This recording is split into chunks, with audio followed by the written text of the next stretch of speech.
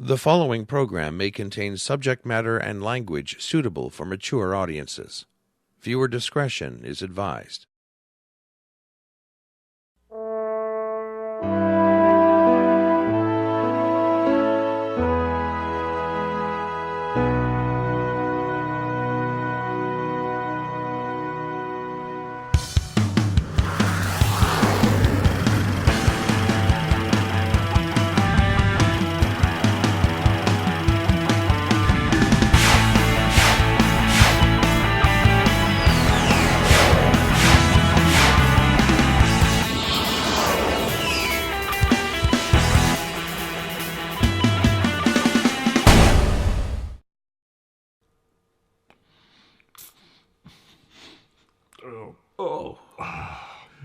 Oh, and welcome to the Meltdown, episode 2. My name's Norm. My name's Jeff. And today we're talking about addictions. That's right, nasty addictions. And we're going to be asking a very interesting question, Jeff. Okay. Are there such things as good addictions? What do you think? Well, wait and find out. And we've also got Lou Saracino here with Meltdown Minute with Lou. And of course, we're going to be looking at some stupid addictions when we give you that segment. And now, ladies and gentlemen, for the first time ever in this particular episode, some Meltdown fun facts. All right, Jeff, pay attention because I'm going to be asking you questions on this after. Okay. Cool. Are there positive addictions? Many people love to cook, play, or perform music, meditate, dance, and knit. They say that these activities are healthy, effective, and fun ways to settle down after a long, hard day. The term positive addiction was advanced by William Glazer in a book with the same name. Glazer provides 6 criteria that must be fulfilled for a person to have a positive addiction to an activity. They are: is it something non-competitive that you choose to do and you can devote approximately an hour per day? Is it possible for you to do it easily and it doesn't take a good deal of mental effort to do it well? You can do it alone or rarely with others, but it does not depend upon others to do it. You believe that it has some value, physical, mental, or spiritual for you. You believe that if you persist at it, you will improve, but this is completely subjective. You need to be the only one who measures the improvement. And the activity must have the quality that you can do it without criticizing yourself. If you can't accept yourself during this time, the activity will not be addicting. Glazer's criteria provides a good way to distinguish healthy and pleasant activities from ones that are not. It provides people a way to assess the activities that contribute to a healthy and happy life and jettison those that do not. Okay, so now let's put our funny bibs on and take a look at a Meltdown Minute with Lou.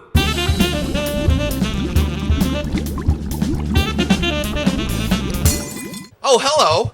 This week we're talking about addictions, right? And here's the thing. When Norm and Jeff asked me to do a little piece on addictions, at first I was complimented. You see what I'm saying? And then I was like, maybe they know more about me than I thought they knew. My point is, folks, that not all addictions are bad. You always hear the bad side. It has a negative connotation. But some people are addicted to working out, right? Some people are addicted to other positive things that are not coming to mind right now. My point is that they all have good and bad sides. You look at something like meth, right? You're always hearing about how meth is bad. Meth, though, very slimming. I know. You never hear about that, though, do you? Here's what I find fascinating. Over the weekend, I was in a marijuana store here in Ottawa because, as you know, marijuana is legal now here in Canada. And I'm going to the store, and there's like 5 people on staff, and they have a scale to tell you what kind of weed you have. So you're like, this one will make you feel super chill. This one will help you focus. This one, blah, blah, blah. And I thought it would be more appropriate to have a munchies scale so that when you go in and you go, well, what does this do? And the guy would be like, well, this would make you want to eat a tub of Cheetos. And this is more of a fried Twinkie high. Thank you, Lou. And now for some Meltdown stupidness. Okay, if you thought that we were going to focus on your typical addictions, you should stop this, you should stop that, forget it. This is the Meltdown. We're not going to do that. We're going to focus on some really weird addictions. And maybe you've heard of some of these. Maybe you haven't. But this is the Meltdown. So we're going to be looking at 15 strange addictions that are shockingly real. Okay? So, Jeff, if you do any of these things, All right, you need fucking help. Like scratching the top of my head? Could be similar. All right, let's start off with number 1, shopping. This addiction is actually a medically recognized addiction with its own name, oniomania. While it's easy to laugh at these people, they literally do not have control over their lives and go into crippling debt for shiny things. It can sometimes stem from depression or feelings of inadequacy, and it is treatable.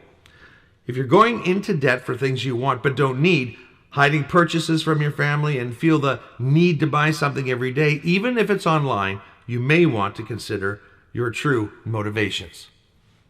And there are people, I know some people that have an addiction to shopping. And how when that really bloomed was when the home shopping networks came on television. Right. And suddenly, they start getting stuff every week. Where are you getting all this shit from? I watch the home shopping network. Yeah. Like, don't just watch it, Yeah, So be careful of that because, man, that can cost you a fortune. you can. Here's our next one, Jeff. And again, if you're doing this, you better stop. What, patting my knees? No, tanning. Oh, no way, no. A tanning addiction is actually defined, and here it is, someone who lies out in the sun or visits a tanning salon more than 8 to 10 times a month. You can actually have withdrawal symptoms if you stop tanning. But you know what's worse than withdrawal symptoms? Cancer. And also looking like you're 75 when you're 40. Yeah. All right, now here's another one. I I almost don't want to say, Jeff, if you do this because you'll be grossed out. But if you do, stop. All right. Drinking pee. Now listen to this. A woman in her 50s who chooses to only be known by her first name, Carrie, drinks her own pee. She also washes her eyes, sinuses, and teeth with her urine. She claims it tastes like water, and she has no intention of stopping. Why don't you just drink apple juice and pretend that that's pee, and that way you won't be... I don't know. What's worse, going to a tanning salon or drinking your own pee? Going to a tanning salon actually not that bad in comparison. Unless you're drinking your own pee at the tanning salon. Oh, yeah. So here's one that you do, because you already admitted it. Pulling hair. I play with my hair. I don't actually pull my... Well, Well- do you pull it out or just pull it? No. I do play with my hair a lot. I admit that. You see it on the Meltdown every week. Yeah, it's and I have wanted to say something for years, but I figure, hey, live and let live, right? Compulsive hair pulling, or trichotillomania, often shortened to trick, is an impulse control disorder where people have an overwhelming urge to pull out their hair from their head, eyelashes, eyebrows, beard, arms, anywhere. People who have this condition experience high levels of anxiety until they pull out some hair. Sometimes people who have trichotillomania also chew or eat their hair. So you don't do that, do you? No. You pull out your hair and I eat also don't pull out my hair. I play with it? my hair. All right. I'm pretty sure you admitted that you did, but... All right, here's another addiction. Jeff, I don't think you suffer from this one. Piercings. No, not at all. No. Oh, I'm afraid I'm a square when it comes to piercings. Yeah, I couldn't... No, thank you. People can become addicted to all kinds of body modifications, not just plastic surgery. Tattoos also fall under this classification. Yeah. While there isn't an official name for this disorder, some people just can't help themselves and get every inch of their body modified. Yeah. And most cultures praise self-expression so much that we never question their motivations, or if in some instances it may be unhealthy because it's considered judgmental, right?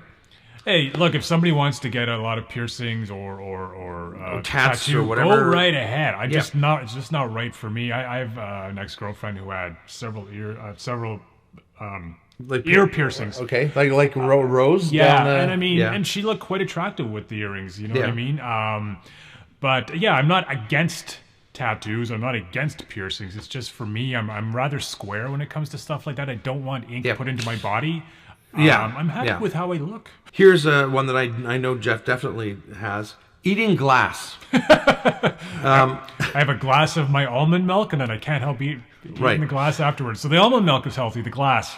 Okay, so listen to this. Addiction to eating glass has an official clinical name, hyalophagia. People addicted to eating glass often admit to enjoying the attention, but also often sustain serious injuries, as you'd imagine. Oh, gee whiz, I wonder why. Speaking of eating, it seems that these next two are also on the ingesting theme. Eating dirt. Eating dirt is actually a form of something called pica disorder. Pica involves people eating non-food items. Eating dirt, geopathy, is actually very normal for some cultures, but if consumed in large amounts or depending on what's in it, it can be very bad for you. Actually, I've heard that, and that's just the key, what's in it, that actually dirt, in moderation, I'm being serious when I say this, and you know exactly where the dirt was, actually can be healthy. And don't take my word on that, please do the research, but I've heard actually that that's not always a bad thing. Yeah, it really depends on what's in it, what you're putting into your body, exactly. For sure. All right, here's another ingesting thing, eating soap or laundry detergent. I know, but it's true. Eating soap is another form of pica disorder. This is very bad for you. While regular bar soap probably won't kill you, it will absolutely liquefy your bowels, and people have died eating laundry detergent. That doesn't stop many people from eating it, as it's more common than most people think. Pretty scary, eh? I think it's our last ingesting type addiction is eating paint chips. I know, again, we laugh, but it's a serious thing for some people. Mostly seen among small children, addiction to eating paint chips is a real thing. This can be very serious due to lead-based paints in older homes, and even if it's not lead-based, eating paint is pretty darn terrible for you. Other forms of this seen in adults are people who drink paint pens and nail polish. That's pretty disgusting. Have you ever... I can't even get close to a bottle of nail polish. That stuff stinks so badly. Yeah. It's quite overwhelming. Why would one even think, hey, why don't we have a sip? My brother, when he was quite young, when he was 1-2 years old, actually, I used to have a lot of dinky cars, as we used to call them, matchboxes, right? In fact, when I was, I'm not much older than my brother, and my mother and father would buy me one each week, so I had this whole collection, right? So my brother's about, 18 months old or whatever, and he had this habit, he started this habit of eating the tires off of my matchboxes, and so I had all these matchboxes with tires on them, and my mother would find the matchboxes. Guess what? When my brother went to the bathroom, then my mother would see, oh, there it is, and I think she just threw it out because, Well, hopefully, yeah. So I had all these matchboxes with just the rims, not with the tires. Boy, I would have hated to play cars with you. I would have said, well, what? This is not normal.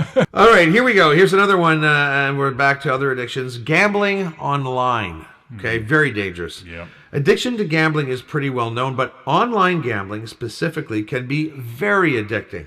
It can cause all the same problems that a regular gambling addiction does: financial ruin, families torn apart, but from the relative comfort of your own home, with your bank account and credit cards only a click and screen away.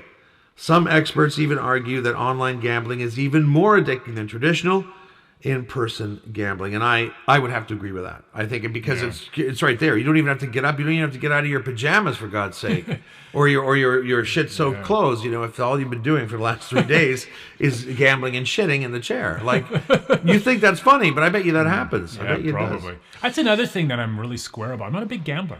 Here we go. Here's a strange addiction, Jeff. Yeah. Unrequited love. This is kind of hard to believe, but people can become addicted to the pain of romantic rejection. This has actually been studied, and brain scans have been done on people showing that it's similar to a cocaine craving. So, if you got people friends maybe, who always seem to be hooking up with the wrong kind of person, it may be that they're addicted and they know it's not going to work out. They know they're not going to get love back, and that's the high that they want. Here's a crazy addiction that, boy, I don't wish on anyone: getting plastic surgery. Often caused by body dysmorphic disorder, addiction to plastic surgery is where someone is obsessed with an imperfection, be it real or imagined, and this starts a cascade of surgeries seeking to be perfect. Society also plays a role glorifying plastic surgery, and many film stars make plastic surgery seem more normal than it is. Although lots of people like to mock those who go overboard with plastic surgery, after a certain point, it's just sad. All right, here's another addiction: using over-the-counter nasal spray. Some people overuse over-the-counter nasal spray, such as Flonase or even just plain salt water. What most people use to clear out nasal passages or help control allergies, people addicted will use them several times a day. However, sometimes this actually makes their congestion issues worse. Of course. And then just take a good old Kleenex or tissue and just blow your nose. Yeah, well, 'cause sometimes that's not what the nasal sprays are designed for. They're designed for sinuses. Yeah, I know. I'm clear just out kidding. the sinuses, eh? I know. Do your fucking homework. All right.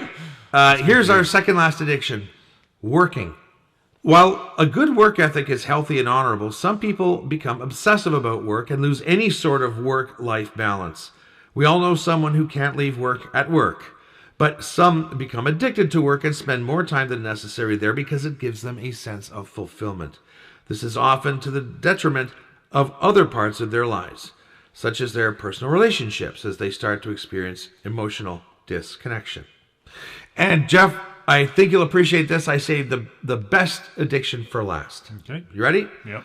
Being on social media. Let me say that again. Let's say it again together. Being on social media. It's an addiction. I think we covered this in episode 1. But it's worth repeating. We did, but it's worth repeating. It's worth This repeating. is for all the people that this is what you look like to most everyone else. Yes. That's how the show began, right? Because I'm lucky enough not to be addicted to social media. That is exactly how the show began, and I think it's a great way to kick this off. Okay, so the addiction of being on social media. Social media is literally designed to be as addictive as crack. You're supposed to basically live on social media, and well, a lot of people do. People literally have emotional and psychological distress trying to quit Facebook. And some people can't. This is a bit of a problem, considering people seem to zero in on social media and sometimes ditch reality, and also considering that it's well known that Facebook is experimenting on you and gathering all of your data for the highest bidder. Social media addiction can become a big problem in someone's life, affecting both their personal relationships and their job. If you think you're spending too much time on social media, experts say the best advice is to limit visits to social media to once per day. Mm-hmm. Now, that's a great thing to say. And you know what the problem is with you people that are addicted to your phones and addicted to social media, and you just can't put the damn thing down for 2 minutes, is you would actually say, I could do that. I could be on social media once a day. Now that once will be 23 hours. You know, that's how you'll justify it. Yeah, I was only on it from midnight till 11 p.m. Yeah, it's funny because, and again, I don't mean to sound self-righteous, which I think I maybe have come across a bit on this particular episode of The Meltdown. And believe me, I do have my addictions as well. I've got a coffee right next to me. And actually my water. I would say water is a good addiction because I drink a lot of water. You're supposed to, though. Yeah, you're supposed to. Yeah. So there's a positive addiction is the water that I drink. But yeah, I'm pretty good about, you get emails which says person X updated his status, person Y posted an update, and sometimes I find them interesting, but usually I'm like, man, this is the 17th post that has been emailed to me from person X. Yeah. I don't care. Call me and we'll meet for coffee or a beer or whatever, but... Next week, I hope you can join Jeff and I as he pulls out his hair, and I'll do the bathroom spray thing again because I thought that was really cool. And we're going to be talking about some computer professionals, but not necessarily the good kind. These are hackers. But let's explore that more next week. And until then, my name's Norm. My name's Jeff. And this has been a very addicting episode of The Meltdown. Cheers.